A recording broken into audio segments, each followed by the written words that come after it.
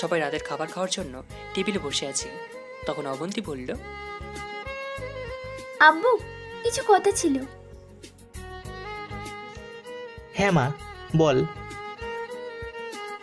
আসলে আব্বু, আমি একজনকে ভালোবাসি। ভালোবাসিস? হ্যাঁ আম্মু। নাম কি তার? অয়ন। এই অয়ন আবার কে? আব্বু, তোমার মনে আছে নিলয় ভাইয়াকে একটা ডক্টর রক্ত দিয়েছিল এবং সেই ডক্টরই ভাইয়াকে চিকিৎসা করেছিল। হ্যাঁ, কিন্তু ওর কথা বলছিস কেন? ছেলেটা কি ডক্টরের আত্মীয় হয়? আব্বু, সেই ডক্টরটার নামই অয়ন। শুধু তুই ভালোবাসিস নাকি ছেলেটাও? দুজন দুজনকে ভালোবাসি ভাইয়া। মারে, ভালোবাসি বললেই হয় না। ছেলেটার বাবা মা যদি তোকে মেনে না নেয় তাহলে বিয়ের পর কি হবে বুঝতে পারছিস? আম্মু, ওর বাবা নেই, অনেক আগে মারা গেছে। আর ওর আম্মুর সাথে অনেকবার কথা বলেছি, ওনার কোনো আপত্তি নেই। কবে থেকে ভালোবাসিস? 1 বছর শুধু ফ্রেন্ড ছিল, কিন্তু গত 3 বছর থেকে আমাদের রিলেশন চলছে। 3টে বছর আর তুই আমাদের কিছু বলার প্রয়োজন মনে করলি না? ভাবি, বলতে চেয়েছিলাম, কিন্তু কোনো কিন্তু না। আর তুই তো কোনো ভুল করিসনি, ভালোই তো বেসেছিস। অপরাধ আছে। আব্বুর কথা শুনে রীতিমতো সবাই চুপসে গেল। অবন্তী ভয়ে চুপটি করে বসে রয়েছে। সবাই মাথা নিচু করে ফেলেছে, কারণ আব্বুর মুখের উপর কিছু বলার সাহস নেই এই পাশের কারোর। অপরাধ আছে, অনেক বড় অপরাধ আছে। আব্বু, আমি কিছু জানতে চেয়েছি। কি বলছো এসব তুমি? ঠিকই বলেছি। অবন্তী যেহেতু অপরাধ করেছে, শাস্তি ওকে পেতেই হবে। তোমার কি মাথা খারাপ হয়ে গেছে?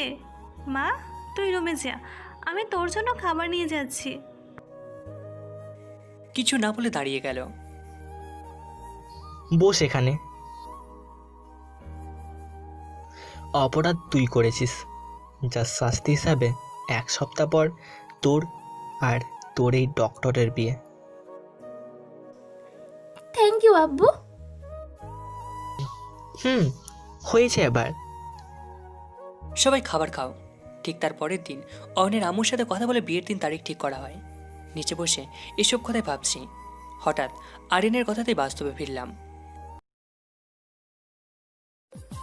পাপা, ও পাপা, হ্যাঁ বলো। আমি সে কখন থেকে তোমাকে ডাকছি। এবার বলো, কেন ডেকেছ? তুমি তৈরি হবে না? কেন তৈরি হব? বাসায় বিয়ে, তাই।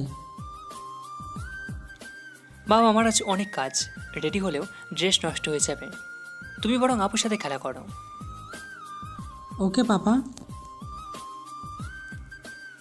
আরিয়ান আপার কাছে চলে গেল। হ্যাঁ, আমাদের ছেলে সন্তান হয়েছে, আর নামটা তো জানতেই পারলেন, আরিয়ান। অফিসে বসে কাজ করছিলাম, এমন সময় ভাইয়া কেবিনে আসলো। অতীত মানে বাচ্চা হওয়ার আগে যেটা ঘটেছিল। নিলয়, দ্রুত হাসপাতালে চল। কেন, কি হয়েছে? জান্নাতকে হাসপাতালে নেওয়া হয়েছে। তখন ভাইয়াকে আর একটা প্রশ্ন করিনি, যত দ্রুত সম্ভব হাসপাতালে চলে আসলাম, যেখানে জান্নাতকে আনা হয়েছে। হাসপাতালে আসতেই দেখলাম সবাই থিয়েটারে বাইরে বসে আছে। সবার মুখ ফোকাস দেখাচ্ছে, সবাই চিন্তিত। আমাকে দেখে আব্বু আর শ্বশুরমশাই এগিয়ে আসলো। কখন আনা হয়েছে? প্রায় 1 ঘন্টা। ডক্টররা বের হয়নি? চিন্তা করিস না, আর একটু শান্ত হয়ে এখানে বস, একটু পরে হয়তো ডাক্তার বের হবে। আব্বু তোমাকে কি বলবো, আমার মনের ভিতর যে কী বয়ে চলেছে, অজানা একটা ভয় কাজ করছিল। সব রকম আজেবাজে চিন্তা ভাবনা মাথায় ঘুরপাক খাচ্ছিল। আর জান্নাতের কিছু হয়ে যাবে না তো? শুনেছি ডেলিভারি করার সময় মা এবং সন্তানের অবস্থা খারাপ হয়, কখনো কখনো নাকি কেউ মারাও যায়।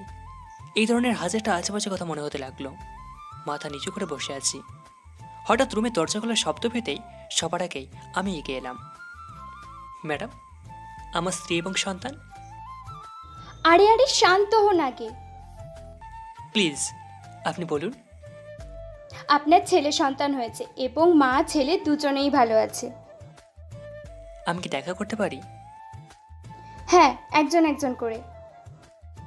ধন্যবাদ। তিনি চলে যাওয়ার পর একে একে সবাইকে রুমে পাঠিয়ে দিলাম। সবার শেষে আমি যাব, কারণ শেষে গেলে সময় মতো বের হওয়া লাগবে না। সবার দেখা শেষ। নিলয়, এবার তুই যা। সবাই দেখেছ? হ্যাঁ। ঠিক আছে।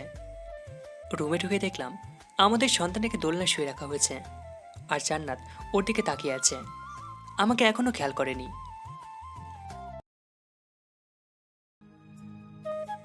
একদম তোমার মতো কি হয়েছে? তুমি এত দেরি করলে কেন? ইচ্ছা করে শেষে এসেছি, কেন? কারণ আমার আর বাইরে যেতে হবে না তাই। ধন্যবাদ মামাতো বোন। খবরদার আর এসব বলবা না। এখন যদি আমাদের বাবু শুনতে পায় তাহলে ও কনফিউজড হয়ে যাবে। শুনলেও কি ও কি বুঝতে পারবে? তুমি বলবা না ব্যাস। ওকে ডিয়ার কিউটি, বউ বলবো না। নাম রেখেছো কিছু? হ্যাঁ, রেখেছি। কি? আরিয়ান। আমার দেওয়া নাম, তাই না? হুম। বর্তমানে আসা যাক। ভাইয়াকে সাথে কাজের লোকগুলোকে সব বুঝিয়ে দিচ্ছি কখন কি করতে হবে। প্রায় বড় আসার সময় হয়ে গেছে। ভাইয়া, তুই এখন রেডি হয়ে নে। তুই হবি না? বড় বউকে আসলে রেডি হয়ে নেব, তখন না হয় তুই এদিকে দেখিস। ঠিক আছে, তুই থাক, আমি আসছি। ভাইয়া চলে যাওয়ার কিছু সময় পর আবার বাসের এদিক ওদিক সব অতিথিদের সাথে টুকটাক কথা বলছি। হঠাৎ সিঁড়িতে চোখ আটকে গেল। নীল শাড়ি, সাথে ম্যাচিং ব্লাউজ, খোলা চুল, ঠোঁটে হালকা লাল লিপস্টিক, কপালে নীল টিপ, আর হাতে হরেক রকমের চড়ি, যেটা দেখতে একদম নীল পরীর মতো লাগছে। এ যেন দুধে আলতা। বুঝতে পারছি না এটা আর কেউ না, এটা জান্নাত। জান্নাতের দিকে তাকিয়ে আছি। আগে বলেছি ওর চেহারা দেখলে একটা মায়া কাজ করে, শুধু দেখে থাকতে ইচ্ছে করে। কি দেখছো এভাবে? আমার বউটাকে। আগে দেখো নাই? কিন্তু এত সুন্দর করে সাজেনি। তোমাকে পরীরা দেখলে হিংসে করবে। অনেক সুন্দর আর কিউট লাগছে। থাক, আর পাম দিতে হবে না। সত্যি বলছি। এসব বাদ দাও, এখন চলো। কোথায়? রেডি হবে, কিছুক্ষণ পর বরপক্ষ চলে আসবে। ভাইয়া আসুক, তারপর যাব। ভাইয়া রেডি হয়েছে। দেখছি না তো। ওই দেখো, উপরে আব্বুর সাথে কথা বলছে। ও ও মানে চলো তাড়াতাড়ি। চলো। নিচে না দেখে রুমে চলে আসলাম। তুমি ফ্রেশ হয়ে আসো, আমি ড্রেস বের করে রাখছি। ওকে। বাথরুম থেকে ফ্রেশ হয়ে আসলাম। এটা কেমন? তুমি যে কালারের ড্রেস পরেছো, আমি না বললেও তুমি জোর করে ওই কালারের ড্রেস পরিয়ে দেবে, তাই জিজ্ঞাসা করছো কেন? বাহ, আমার বরটার মাথায় তখন খুব বুদ্ধি আসছে। তোমার থেকে শিখেছি। ঢং। আরিয়ান কোথায়? আবার সাথে অবন্তীকে সাজানো হয়েছে। অনেক আগে, ওকে সাজানোর পরেই আমি রেডি হয়েছি। ও দেখো, এই ঘড়িটা পরবে, বুঝলে? হুম, হঠাৎ করে বাড়ি থেকে বর এসেছে আওয়াজ পেলাম। তাড়াতাড়ি রেডি হও। হচ্ছি তো। রেডি হয়ে দুজন নিচে আসলাম। বরপক্ষের সবাই চলে আসছে। সামনে এগিয়ে যেতেই রুবেলের সাথে দেখা। কি বস, কেমন আছিস? আরে শালা, কতদিন পর দেখা। এই তো ভালো আছি, তুই কেমন আছিস? এই তো ভালো। অনেক চেঞ্জ হয়ে গেছিস দেখছি। তুইও কম না। জয়, রাহুল, রাফি, এদিকায়। হ্যাঁ বল। এই যে দেখছিস, ও হলো রুবেল। সব কিছু বললাম, সবার সাথে পরিচয় করিয়ে দিলাম। তারপর সবাই মিলে কিছু সময় আড্ডা দেওয়ার পরে ঘুরে ঘুরে বাসার সব কাজ দেখতে লাগলাম। সব নিয়মিত মেনে বিয়েটা করানো হলো। এখন বিদায়ের পালা। বুঝতে পারিনি পাগলিটা মনের মধ্যে কতটা জায়গা দখল করে নিয়েছে। শুরু থেকে কান্না করছে। আব্বু আম্মুকে ধরে কান্না করার পর আমার দিকে চোখ পড়তেই দৌড়ে এসে কান্না করতে লাগলো। আরে পাগলি, কান্না কেন করছিস?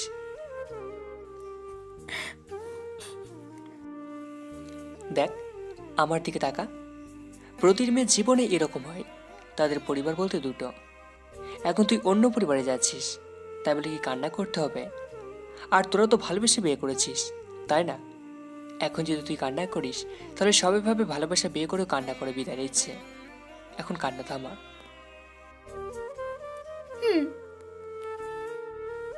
আমি বুঝতে পারছি বোন, তোর এখন ঠিক কেমন লাগছে। ছোটবেলায় মাকে হারিয়ে একাকী হওয়ার পর সৎমায়ের অত্যাচার সহ্য করে বড় হয়েছিস।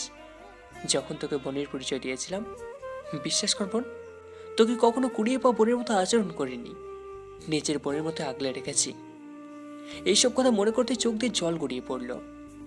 বোনকে বিদায় দেওয়ার সময় কেমন লাগে, যাদের বোন আছে শুধু তারাই বুঝতে পারবে। অবন্তীর বিদায়ের সময়টা কোনো রকমে পার হয়ে গেল। এখনো আমার কানে স্পষ্ট শুনতে পারছি ওর ভাইয়ার ডাকটা। মন খারাপ করে রুমে বসে আছি। এমন সময় জান্নাত রুমে আসলো। খেয়েছো কিছু? দুপুরে খেয়েছিলাম। সেই দুপুরে খেয়েছো, আর খেতে হবে না বুঝি? তুমি বসো, আমি খাবার নিয়ে আসছি। আমাকে কিছু বলার সুযোগ না দিয়ে জান্নাত খাবার আনতে গেল। কিছুক্ষণ পর প্লেটে করে খাবার আনলো। এখন একটু খেয়ে নাও। তুমি আনলে, তুমি খাইয়ে দাও। তোমার হাত নেই? হাতটার মালকিন যিনি, তিনি আমার সামনে, তাই এই হাত দিয়ে কাজ করা যাবে না। এতদিন পর রোমান্টিকতা আসলো কোথা থেকে শুনি? ম্যাডাম, আমি সবসময় রোমান্টিক থাকি, কিন্তু আমার বউটা একদম আনরোমান্টিক থাকে, তো রোমান্টিকতা প্রকাশ করি না। হয়েছে হয়েছে, আর রোমান্টিক হতে হবে না। এখন হা করো। হ্যাঁ, জান্নাত আমাকে খাইয়ে দিয়েছিল, সাথে নিজেও খাচ্ছে। মনে হয় কিছু খাইনি। তুমি খেয়েছিলে না? স্বামীকে ছাড়া খেতে নেই। এত ভালোবাসা? ভালো তো সবসময় বাসি, কিন্তু তোমার চোখেই ভালোবাসাটা দেখতে পাও না। আমার কথা আমাকে ভিটিয়ে দিচ্ছ? জি ডিয়ার বর। এত সময় লেগে আসতে? কফি বানাতে লেট হয়ে গেল। এত রাতে কফি কেন? দুজন মিলে গল্প করব, চলো। কোথায়? বেলকনিতে। আরিয়ান কোথায়? আব্বু আম্মুর সাথে। এখানে বসো, আমি তোমার কোলে বসছি। হঠাৎ এত রোমান্টিকতা কি করে শিখলে? তোমার থেকে একটু একটু করে শিখছি। আমাকে তাহলে থ্যাঙ্কস দেওয়ার কথা। জানো, আজকে তো তোমাকে অনেক বেশি সুন্দর লাগছিল। মনে হচ্ছিল সারাটা জীবন তোমাকে দেখে কাটিয়ে দিই। তখন বললে না কেন? কাজের জন্য বলা হয়নি। ও, আজকে আমি ভাবো কি পাবে তুমি? তুমি জানো না? না তো। ভালোবাসা বাবু। এত ভালোবাসা ভালো না। কে বলেছে শুনি? আমি বলছি। পাগলিটা। অনেকক্ষণ গল্প করার পর জান্নাত বলল, অনেক রাত হয়েছে, এবার ঘুমোতে যাই। চলো। এভাবে যাব? তো কিভাবে যাব? কোলে নিয়ে যাবে। বুড়ি হয়ে গেছে, তবুও শখ কমলো না। কি আমি বুড়ি? বুড়ি না, তবে যা, তোর সাথে কথাই নাই। আরে ধুর বাবু, রাগ করো না। তারপর কোলে করে নিলাম। কোলে নিলে কেন? আদর করতে ইচ্ছে করছে। তাই বুঝি? তাই জান্নাতকে কোলে করে নিয়ে বিছানায় আসলাম। শোনো, বলো। তোমার এই ঠোঁট থেকে একটু মধু দেবে? জান্নাত কিছু না বলে আমার ঠোঁটটাকে ওর নিচের আয়ত্তে নিয়ে চুষতে লাগলো। প্রায় 7 থেকে 8 মিনিট ধরে কিস করার পর ছেড়ে দিল। এটা কি ছিল? ভালোবাসা। তাহলে আমি একটু ভালোবাসা দিই বলে ওকে কিস করলাম। চলতে থাকলো আমাদের ভালোবাসার খেলা। কেউই এই ভালোবাসা বারণ করছে না। কিছু সময় এইভাবে চলার পর বললাম, এবার গভীর ভালোবাসা উপভোগ করি। চাও, আমার বুঝি লজ্জা লাগে না? বাবা, আমার লজ্জাবতী বউরে। চলে গেলাম আমাদের ভালোবাসার স্বপ্নে। এই নিয়ে আপনাদের বলা যাবে না, তবে এটুকু জেনে রাখুন যে নতুন একটা আরিয়ানের মতো বাবু পড়াতে কাজ করছি। দুজনের মনের ইচ্ছে মতো চলতে থাকলো। জান্নাত শুয়ে পড়েছে আমার বুকের উপর মাথা রেখে। জান্নাতের কপালে একটু ভালোবাসার স্পর্শ রেখে দিয়ে জান্নাতকে জড়িয়ে নিয়ে ঘুমিয়ে গেলাম।